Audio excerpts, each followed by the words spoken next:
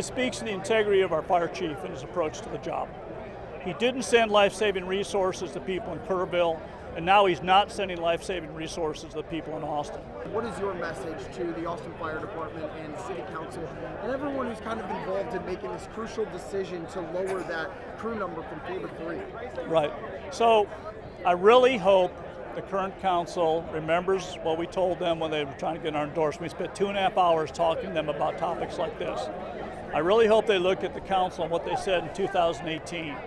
And one of the things Ann Kitchen said that was just golden, she says, I want to be clear that although the city manager runs the different departments, that this ordinance shows for the people that are here now and in the future that it's the policy of council, not the manager, to keep our firefighters safe.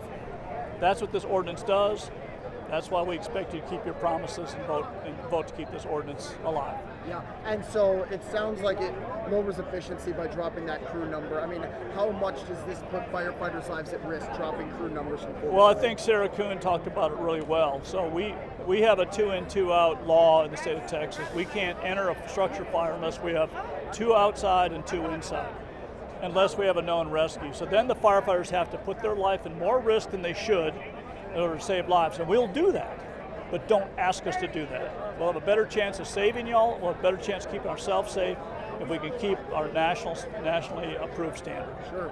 And you know, a couple of weeks ago, you were very vocal about how Austin Fire handled a lot of the Central Texas flooding that went across the area. One of those things is we didn't send any, support down to Kerrville, or as much support as we needed to down to Kerrville. Exactly. And does this kind of fall right into the staffing issue that we're talking about here today? It speaks to the integrity of our fire chief and his approach to the job.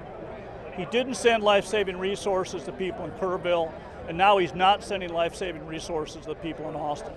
He was emphatic that we must have 4-person staffing at all costs. Now he's saying it's okay because the manager told him not to. We expect a leader to care about the citizens, to care about their firefighters as much as we care about the citizens. Right now, that's in question. Sure. Is there anything else I didn't ask you want to mention about him or this policy? I don't think so. I mean, maybe just that it's not just fires. Our policies like CPR are based on 4-person pit crew. We have much better return to life statistics of that. All of our policies like vehicle rescue, pit crew, where we use 4 people on all the different tasks. So because we have this policy, we utilize our firefighters differently to add more value to the citizens, keep us safer, keep them safer. We need the support of the community. They need to call council.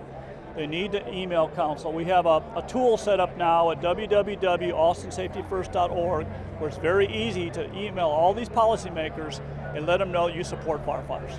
And then do you know how many city council members you have on your side right now? It sounds like there were 3, but I was talking to one of them. They said that some of them had other prior commitments that they could have made. It's still early, and so I'm still talking to them, so I don't want to say the other ones haven't come through yet, okay? They look at it as it's early in the process, and that's true. And they got a million issues to think about. But the problem is the manager and the fire chief are going around already trying to sell it to them. So we got to let people know how important it is. And I think when we have 300-400 firefighters here, people coming in from out of state to speak this issue shows how much the firefighters care. This is our red line. This is something we cannot take, and we'll fight everything we do to make sure the council is the right thing on this one. Thank you for watching. Please hit the subscribe button and get the latest news by downloading the CBS Austin News app.